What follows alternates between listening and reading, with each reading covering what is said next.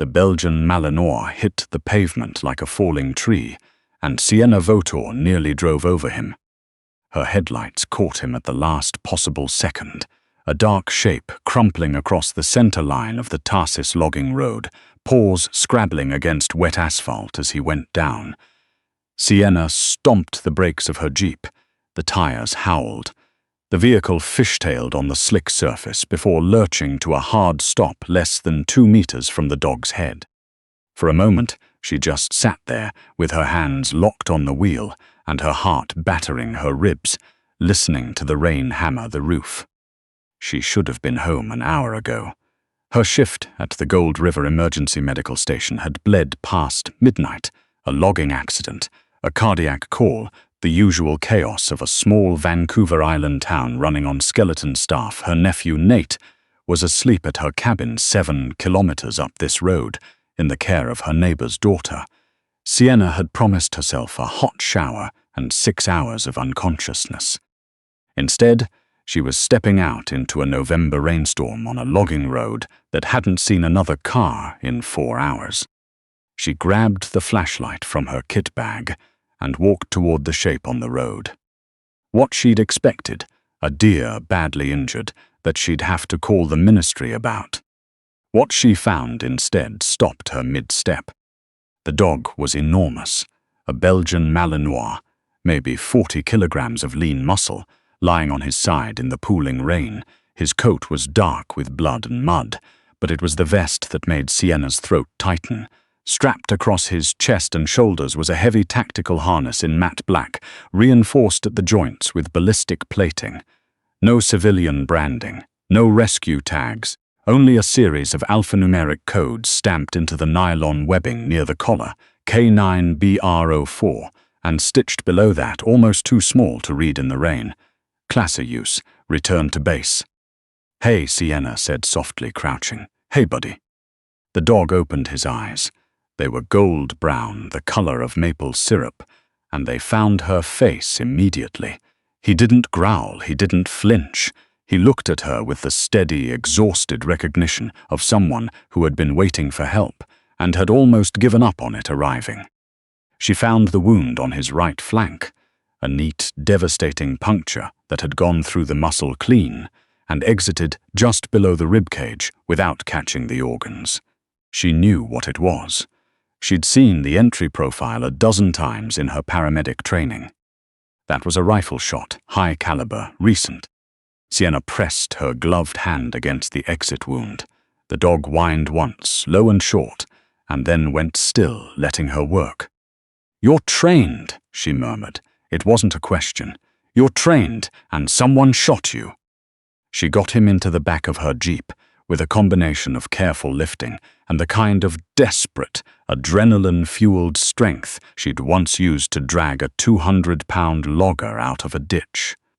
She packed the wound with sterile gauze from her jump kit, wrapped him in an emergency blanket, and drove the remaining 7 kilometers to her property as fast as she dared on that rain-slicked road. Her grandfather's cabin sat at the end of a gravel lane that wound through second-growth Douglas fir. It was the kind of place that received maybe 8 hours of direct sunlight in November, surrounded by trees on 3 sides, a creek running along the back edge of the property, no neighbors within visual range. Sienna had inherited it 4 years ago when she was 24 and had promptly moved in because it suited her, remote, quiet, self-sufficient. Tonight, it felt like the kind of place a person could disappear from and no one would notice for days. She pulled around to the equipment shed behind the cabin. Inside, under a single fluorescent tube, she went to work. Her name was Sienna Vautour. She was 28 years old, a licensed paramedic with 4 years of pre-hospital trauma experience. And she had, on multiple occasions, sutured field lacerations without a physician present because Gold River was 90 minutes from the nearest hospital, and sometimes that was the only option. She knew what she was doing. What she did not know was what she was getting into. She cut the vest away from the dog's body carefully. The buckles were an unusual security design, requiring a specific pressure point release she had to figure out through trial and error. When she finally got it off, she set it on the workbench and turned back to her patient. As she irrigated the wound with saline and threaded a suture needle under the glow of the worklight, her eyes kept drifting back to the vest. There was something along the inner lining. A slight stiffness that didn't belong, a panel that ran along the spine of the harness, stitched with military-grade thread in a contrasting color. Whatever was inside it was rigid, the size of a large thumb drive. She finished suturing, administered a half-dose of IV fluids from her kit, injected a broad-spectrum antibiotic into the muscle of the uninjured flank. Then she noticed the small LED blinking on the collar ring, a transponder module, compact and sophisticated, pulsing green every 3 seconds. Someone was tracking this dog. Sienna picked up a mallet from the tool rack and smashed the transponder twice. The blinking stopped. The module split along a seam and went dark. She didn't know exactly why she did it. She was a paramedic, not a soldier. She had no training in black operations or military intelligence. But something primal and certain moved through her in that moment, the same instinct that told her when a scene was unsecured, when a patient's condition was worse than it looked, when something was wrong in a way you couldn't fully articulate, but couldn't ignore either. She sat in her camp chair beside the dog for the rest of the night, a mug of tea going cold in her hands, a hunting rifle from her grandfather's rack leaning against the wall. The dog, whom she had started calling Bravo because it was stamped on the vest, slept hard, his breathing steadied. By 3 a.m, his temperature was down, and his gums had pinked back to a reasonable color. By 5, he was watching her. By 6, when pale grey light began seeping through the shed's single high window, he had pressed his nose against her knee and left it there. She went inside to check on Nate. Her nephew was 8 years old, visiting from Victoria for the week. Her sister had needed a break, and Nate had been begging to see the cabin since last Christmas. He was still asleep, buried under a mound of blankets, with his dinosaur book splayed open on the pillow beside him. Sienna stood in the doorway for a moment, watching him breathe. Then she went to the kitchen, put on coffee, and opened her laptop. She searched for classified military K9 units in British Columbia. She searched for tactical vest designations with the alphanumeric string K9BR04. She searched for Department of National Defense working dog programs. 30 minutes into her search, the internet died. Sienna looked at the router. The connection light was solid red. She checked her phone. No service, and she always had service here, even in a blizzard. The Kudo Tower 2 kilometers east had never gone down on her in 4 years. She set the phone down slowly. Outside, the rain had stopped. The forest was very quiet. The creek was running. She could hear it, but nothing else. No birds, no wind moving in the upper canopy, just the creek and the sound of her own breathing. She went back to the shed. Bravo was on his feet. He was standing in the center of the concrete floor, weight evenly distributed despite the sutures in his flank. Every line of his body pointed toward the back wall of the shed. The wall that faced the tree line, his hackles were raised in a rigid line down his spine, and a sound was building in his chest. Not quite a growl, too low and continuous for that. More like a frequency. A warning that operated below language. "What is it?" Sienna said quietly. He turned his head to her, then back to the wall. She went to the side window and wiped the condensation off with her sleeve. The tree line was 40 meters from the shed, a wall of fir and cedar in grey morning light, still dripping from last night's rain. She looked for 30 seconds and saw nothing. Then she saw the boot print.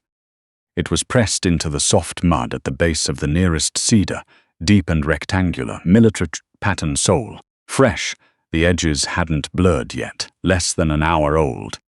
And then she counted, one figure stepping out from behind a hemlock, moving with the fluid, measured deliberateness of someone who had trained for this for years. then a second emerging from the boulder line to the north. Then a third, cresting the rise that overlooked the creek. They were moving in a triangle pattern, collapsing on the property from 3 angles simultaneously. They wore no identifying markings, no RCMP insignia, no military patches. Their gear was all black and high specification, and the rifles they carried were suppressed. Sienna moved away from the window before the nearest figure could complete his sweep toward the shed. "Come on," she breathed to Bravo. There was a hatch in the rear of the shed, cut into the corrugated metal wall by her grandfather decades ago. A utility opening for hauling firewood, just wide enough for a person to crawl through on hands and knees. It opened onto a culvert that ran beneath the gravel lane and emerged on the far side of the woodpile, giving a direct line to the cabin's back porch. Bravo went through first. Despite his injury, he moved low and silent, belly nearly touching the frozen ground, using the woodpile as cover the way only a trained dog uses cover, deliberately, economically, with awareness of the sight lines. Sienna came through after him, and they crossed the open ground between the woodpile and the back porch in a running crouch that felt both necessary and completely surreal. She was a paramedic. She drove an ambulance and administered epinephrine and argued with stubborn IV lines in the back of a moving vehicle. She did not run through her own backyard at dawn with a rifle over her shoulder, following a wounded military dog toward a cabin where her 8-year-old nephew was sleeping. And yet here she was. She got inside, she locked the door behind them, deadbolt and chain, and crossed to the living room in the dark. Nate was awake, standing at the top of the stairs in his socks and dinosaur pajamas, clutching the railing with both hands. "Auntie C," he said, voice thick with sleep. "Why are you running?" "We're playing a game," Sienna said, keeping her voice even. "Come down here and meet someone." Bravo sat perfectly still at her side, watching the boy descend the stairs with a calm, measuring intelligence that seemed impossible in an animal. Nate reached the bottom step and stopped, staring. "Is that a police dog?" he whispered. "Something like that. His name's Bravo." Sienna put her hand on her nephew's shoulder. "I need you to go to the root cellar, buddy. Bring your book and your headphones. I'll bring snacks." Nate looked at her face and understood, the way children understand the things adults try to hide from them. "Is something happening outside?" "I just need you to be very safe while I sort something out," she smiled, and it cost her everything to make it look easy. "Bravo's going to stay with you, okay?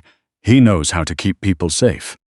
She got Nate settled in the root cellar, an old concrete-lined space beneath the cabin that her grandfather had built during a different era's anxieties, with a heavy steel door that locked from the inside. She gave him a flashlight, her tablet loaded with downloaded films, and a sleeve of crackers. Bravo sat down beside him without being asked and pressed his flank against the boy's leg. Nate put his arm around the dog's neck. Sienna locked the cellar door and went back upstairs. She killed every light in the cabin. In the dark, she took up a position behind the kitchen's stone island, rifle resting on the granite edge, and waited. The front door didn't hold long. It came apart with a single controlled breach, not an explosion, but a mechanical strike that took the frame at the hinge side, and then 3 figures were moving through the hallway in tight formation, laser sights painting red lines across the walls. They swept the living room, the dining area, closing on the kitchen with the quiet certainty of people who had done this 100 times. Sienna racked the rifle's action. The sound, metal on metal, deliberate, impossible to mistake, echoed through the cabin. The formation stopped. "I'm a paramedic," she said from behind the island. "I live here. Whatever you think is on this property, you have the wrong address." A pause, then the sound of a face mask being pulled away. The man who stepped partially into the kitchen doorway, keeping his body behind the reinforced frame, she noted. He was professional, was somewhere in his mid-50s. Cropped grey hair, a face that had been outdoors for decades. He moved like someone who had never once been uncertain of anything. "Miss Vautour," he said. His voice was flat and precise, stripped of any regional accent, with the cultivated neutrality of someone who had learned long ago to remove all trace of where they came from. "My name is Director Alan Gorse. We are operating under a classified federal mandate. The K9 asset you recovered last night was transporting sensitive intelligence property. We're here to secure it. By kicking in my door at 6 in the morning. Time-sensitive circumstances." He almost sounded apologetic. "The dog is secondary.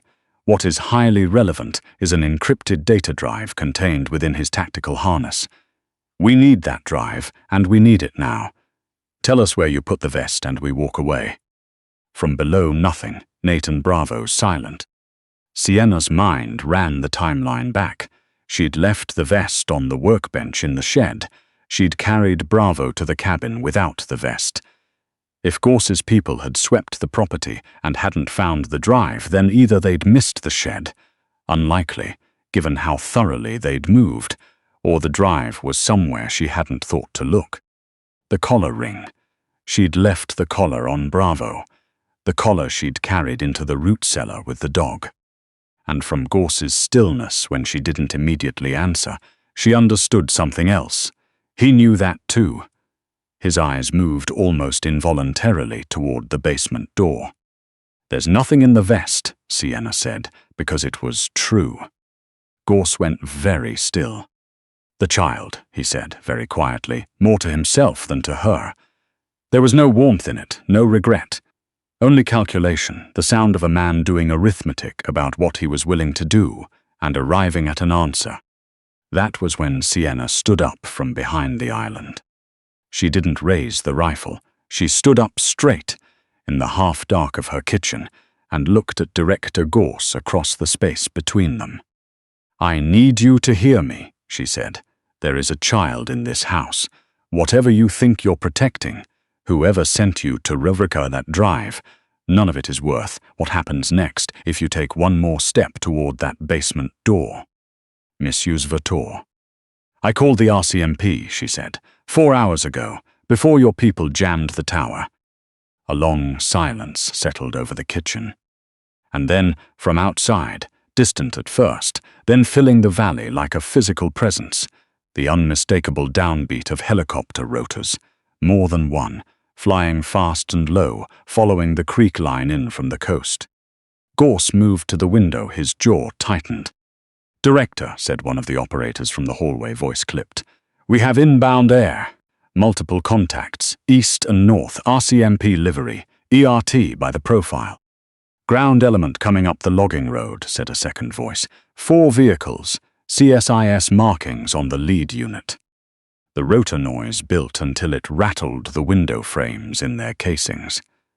Through the glass, Sienna could see the tree line igniting, brilliant white searchlights cutting through the cedar canopy, sweeping shadows and scattering them. Then the megaphones. Royal Canadian Mounted Police Emergency Response Team and the Canadian Security Intelligence Service. Weapons down.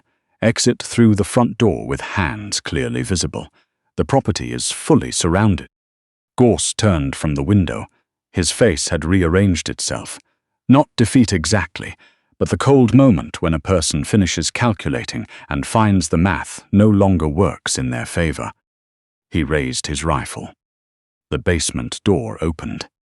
Bravo came up the stairs at a full run, 40 kilograms of muscle and training, and loyalty to a handler who was already dead, a handler named Corporal James Elford, whose death had been written off as an equipment malfunction during a routine exercise in the Yukon 3 weeks ago, before anyone thought to ask where Bravo had gone, or what he'd been carrying when he ran. Bravo hit Gorse square in the chest. The rifle discharged into the ceiling. Plaster dust fell like snow across the kitchen floor. By the time the ERT team came through the door, fast, controlled, laser sights sweeping every corner, Gorse was face down on the hardwood with Bravo standing squarely on his back and Sienna Vautour was at the top of the basement stairs with Nate's hand in hers and her grandfather's hunting rifle leveled at the two remaining operators, who had, very sensibly, put their weapons on the floor. "Easy, Bravo," said one of the ERT officers, a woman broad-shouldered, the RCM crest clear on her vest. "Stand down, buddy. Good dog." Bravo stepped back from Gorse. He sat. He looked at the officer, then at Sienna, then at the small boy standing behind her on the top stair, and his tail moved, once, twice, like a full stop at the end of a very long sentence. The CCSIS investigator who took Sienna's statement in the back of a warm ERT vehicle explained what Sienna had mostly pieced together herself by then. Gorse had been running an unauthorized intelligence brokerage out of a classified federal program, selling targeting data on Canadian informant networks to foreign buyers. Corporal Elford had discovered the operation and downloaded the evidence onto an encrypted drive. Gorse had ordered the disposal. Bravo had carried the drive out of the Yukon camp on the night. Elford was killed, taken around during his escape, and run south for 6 days before collapsing on a logging road outside Gold River. The investigator's name was Special Agent Dominique Obi, and she had the particular manner of someone who had spent 20 years delivering hard news and made a kind of peace with the work. "The drive was in the collar ring," Obi said. "You brought it into the cellar without knowing you had it." "I smashed his tracker," Sienna said. Obi looked at her steadily. "That is the only reason our team reached you before Gorse did. When the signal went dark, his people lost their precise coordinates. They spent 40 minutes triangulating manually. That 40 minutes was everything. Outside, the helicopters had set down in the field at the end of the property. Nate was sitting on the running board of an RCMP SUV, eating a Tim Hortons muffin that someone had produced from somewhere, watching the controlled chaos of the scene with the unguarded fascination of a child who didn't fully understand what had happened, but was absolutely certain it was the greatest thing he had ever witnessed. Bravo sat beside him. The dog's head came to Nate's shoulder, and Nate had his arm draped across the dog's back in the proprietary way of an 8-year-old who has decided something belongs to him. Sienna watched them from the vehicle doorway. Her hands had finally stopped shaking, somewhere between the 3rd and 4th form she'd signed. "What happens to him?" she asked Obi. "Bravo, his handler is gone." Obi was quiet for a moment. A K9 in his situation, combat injury, handler deceased, would normally be honorably retired from active service. "The process is straightforward. We find him a suitable placement." She paused, looking at the dog and the boy in the early morning light coming over the cedar ridge. Someone with land, ideally someone with a medical background, to manage his aftercare properly, someone with the composure to handle a dog with his specific training profile. She looked at Sienna, someone who's already demonstrated they can do all three. Sienna was quiet for a long moment. Out on the running board, Nate leaned his head against Bravo's neck and closed his eyes. The dog turned and pressed his nose to the top of the boy's head, calm and unhurried, the way he had been calm and unhurried through every dark hour of the night that had just passed, as though he had already made his decision and was simply waiting for the paperwork to catch up with what he already knew. "Yes," Sienna said softly, "I think I know someone."